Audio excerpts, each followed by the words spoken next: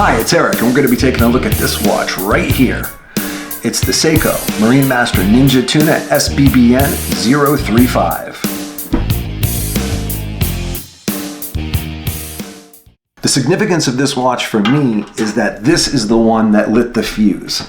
This is the one that lit the fuse for me buying Seikos at all, because I'm not a Seiko fan. I am now. Yeah, I am now. Because for 15 to 20 years, I had never bought a Seiko. I didn't start with Seiko. I had no interest in Seiko. Of late, I guess 2 months ago, I started reading about Marine Masters. And, you know, I think one of the things that attracted me to it as well is the loom.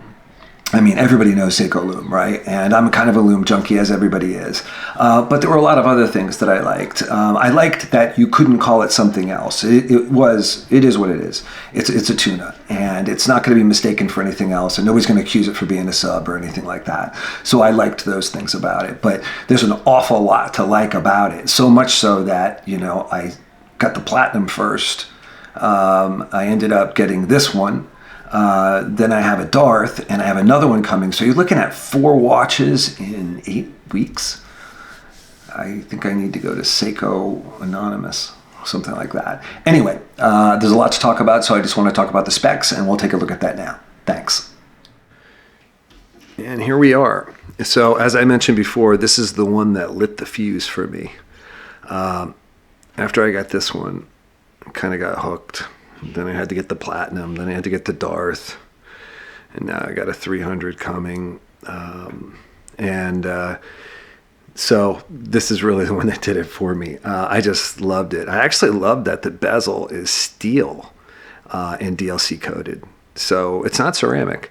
It has a Hardlex crystal. The back you actually can replace, and it has the same exact movement, the 7C46 movement that the 1,000 meter divers have. So it's really capable as well. The strap silicone, fantastic. And it's, you know, a couple of things. Since it's newer, it has the X on the Prospex for the logo, but still Marine Master on the dial.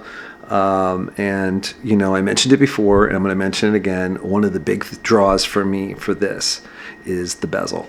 Absolutely an amazing bezel. I have seen people actually complain doing a review on how bad it is. I don't know what they're thinking. I really don't. I have no idea what they're thinking. It lines up. Everything lines up. The rehot, you know, the seconds falls on all the hash marks. But the difference and I said it before, I'll say it again, the difference is for these bezels is that it's really a friction bezel more than anything. So it slides. And the reason why is underneath the bezel, there is an O-ring. So instead of just a click spring or a ball bearing, you have this O-ring, and you also have a click spring. So it's very smooth, but very much about friction. And easy to line up, easy to grab. It's just great. It's a really cool watch. I absolutely love this watch. 47.7. This is a little smaller, so it's 47 case, 47 lug to lug. 14.7 instead of like that 16 for the others. 14.7 for the smaller one, and it's 22 lug width, so the same lug width. But it's a great watch. Let's see what it looks like on. So here it is on my wrist. I think it's a great size. It's, as you can see, a lot thinner by a couple of millimeters, so that makes a big difference, and also the diameter by a millimeter or so, but I think it's the height that really makes a difference. So let's take a look on a suit. And here it is in a suit. And you know, you can get the cuff buttoned around it. It's a little tight, so I would leave it unbuttoned. I think it looks great. I think there's no problem at all wearing this to work. Yeah, I know it's a dive watch, it's sport, but I think it looks cool. I think it looks great. And once again, let's close with the obligatory Seiko loom shot. This is the Ninja Tuna, and this is a couple of years old. Still flashlight bright, lasts all night, great longevity, amazing loom. Let's go back up top. Okay, so Ninja Tuna, everybody should own one. Period. That's basically it. Everybody should own a Tuna or a Ninja Tuna for sure. And I think It's a lot more palatable to start with the Ninja Tuna since it's a little smaller. I love that it's all black. I love the really glossy bezel. It looks great on straps, and I don't think a lot of people realize this, but there are a ton of straps for Tunas.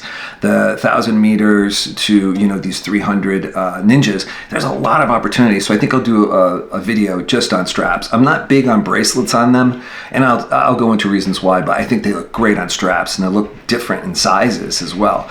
I just think it's a watch that's purposefully built, that I've mentioned, that's never going to be mistaken for something else, because it never can be. It's a Tuna.